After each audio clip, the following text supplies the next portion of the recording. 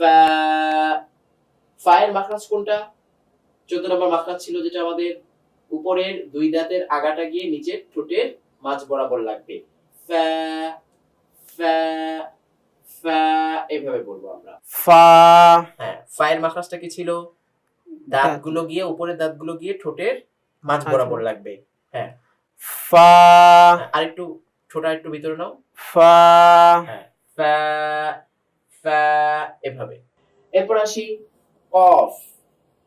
কফটা আওয়াজটা একটু মোটা হয়, কাফটা একটু চিকন হয়, কিন্তু দুটার মাখরাজ প্রায় কাছাকাছি। কারণ কফের মাখরাজ কোনটা ছিল? 4 নাম্বার, জিহ্বার গোড়া, তার বরাবর উপরের তালুর সঙ্গে গিয়ে লাগবে। কফ কফ এভাবে, তাই না? কফ। তারপরে বলো কফ। হ্যাঁ, কফটা একটু আওয়াজটা শক্ত। কফ কফ কফ কফ। হ্যাঁ, জিহ্বার গোড়া উপরে লাগছে। জি। হ্যাঁ, কফ কফ। হ্যাঁ। এরপরে যদি আসি কাফ। কাফ, জিহ্বার গোড়া থেকে একটু আগে বাড়িয়ে, কাফ কাফ এভাবে। এরপরে বলো কাফ। কাফ কাফ এরকম একটা হ্যাঁ বাড়ি খাবে, বলো তো। কাফ হ্যাঁ, কাফ কাফ। আচ্ছা, জিহ্বার গোড়া থেকে একটু সামনে আসবে, তাই না? এরপরে কি? লাম। তো লামের মাখরাজ কোনটা? জিহ্বার আগাটা সামনের উপরে দুই দাঁতের গোড়ার সঙ্গে গিয়ে লাগবে, তাই না? লাম, এটা উচ্চারণটা তুলনামূলক অন্যান্য হরফ থেকে অনেকটাই সহজ।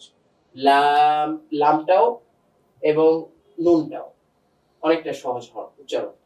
তো লাম লাম। এরপরে বলো লাম হ্যাঁ, লাম লাম হ্যাঁ, দেখো আমাদের দর্শকদেরকে দেখাও। লাম। হ্যাঁ, কোথায় লাগাচ্ছো? জিহ্বার আগাটা কোথায় গিয়ে লাগবে? উপরে দাঁতের গোড়ার সঙ্গে গিয়ে লাগবে, বুঝে গেছে? লাম লাম। হ্যাঁ, এরপরে কি আসলো? মিম। বা এবং মিম দুটার মাখরাজ একই, কিন্তু পার্থক্য কোথায়?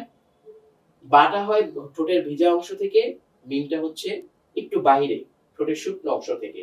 মিম মিম এভাবে। এরপরে মিম হ্যাঁ, মিম একটু ঠোঁটটা ভিতরে যাবে কারণ এটা শুষ্ক অংশে। মিম মিম মিম হ্যাঁ, মিম মিম